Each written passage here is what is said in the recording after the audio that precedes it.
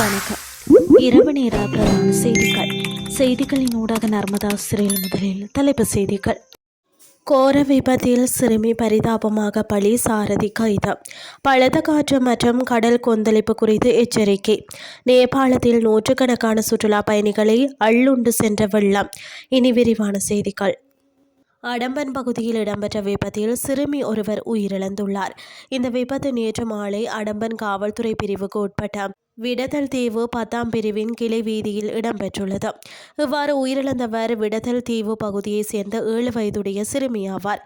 வீதியொன்றில் உளவு இயந்திரம் மோதி பலத்த காயமடைந்த சிறுமி ஒருவர் பள்ளமடு வைத்தியசாலையில் அனுமதிக்கப்பட்ட போது உயிரிழந்துள்ளார். 32 வயதுடைய உளவு இயந்திரத்தின் சாரதி கைது செய்யப்பட்டுள்ளதாக காவல்துறையினர் தெரிவித்துள்ளனர். மேலும் அடம்பன் காவல்துறையினர் மேலதிக விசாரணைகளை மேற்கொண்டு வருகின்றனர். காங்கேசன்துறை முதல் மன்னார் ஊடாக புத்தளம் வரையான மற்றும் அம்பாந்தோட்டை முதல் பொத்துவில் வரையான கடற்பரப்புகளுக்கு பலத்த காற்று மற்றும் கடல் கொந்தளிப்பு தொடர்பில் வளிமண்டலவியல் திணைக்களம் எச்சரிக்கை விடுத்துள்ளது.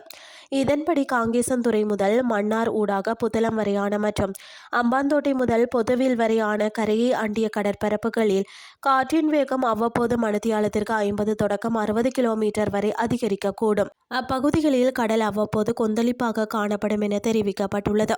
புத்தளம் முதல் கொழும்பு, காலி மற்றும் மாத்தறை ஊடாக பொத்துவில் வரையான கரையை அண்டிய கடற்பகுதிகளில் கடல் அலைகள் சுமார் 2.5 மீட்டர் வரை உயரக்கூடிய சாத்தியக்கூறுகள் உள்ளன என்றும் கூறப்பட்டுள்ளது. எனவே கடற்தொழில் மற்றும் கடற்படை சமூகத்தினர் இது குறித்து அவதானத்துடன் செயல்படுமாறு வளிமண்டலவியல் திணைக்களம் அறிவுறுத்தியுள்ளது. மேலும் கொழும்பு உள்ளிட்ட பல மாவட்டங்களில் மழையூடான வானிலை அவ்வப்போது தொடரும் என தெரிவிக்கப்பட்டுள்ளது. இனி வெளிநாட்டு செய்திகள். நேபாளத்தின் ராசுவா பகுதியில் உள்ள போதே கோசி ஆற்றில் ஏற்பட்ட திடீர் வெள்ளப்பெருக்கால் குறைந்தது 384 சுற்றுலா பயணிகள் காணாமல் போயுள்ளதாக நேபாள சுற்றுலா வாரியம் தெரிவித்துள்ளது. இவர்களில் 291 பேர் வெளிநாட்டினர் என்றும் 93 பேர் நேபாள குடிமக்கள் எனவும் தெரிவிக்கப்பட்டுள்ளது. இந்த பட்டியல் முதற்கட்டமானது என்றும் காணாமல் போனவர்களின் நிலை குறித்து அதிகாரிகள் தொடர்ந்து சரிபார்த்து வருவதாகவும் தெரிவிக்கப்பட்டுள்ளது. காணாமல் போன வெளிநாட்டினர் 105 பேர் இந்தியர்கள் என தெரிவிக்கப்பட்டுள்ளது. மேலும் அமெரிக்கா, இங்கிலாந்து, ஆஸ்திரேலியா, மலேசியா, தென்னாப்பிரிக்கா மற்றும் நெதர்லாந்து உள்ளிட்ட நாடுகளை சேர்ந்தவர்களும் பட்டியலில் இடம்பெற்றுள்ளனர். மேலும் 37 பேர் வெளிநாட்டு வாழ் இந்தியர்கள் என அடையாளம் காணப்பட்டுள்ளனர்.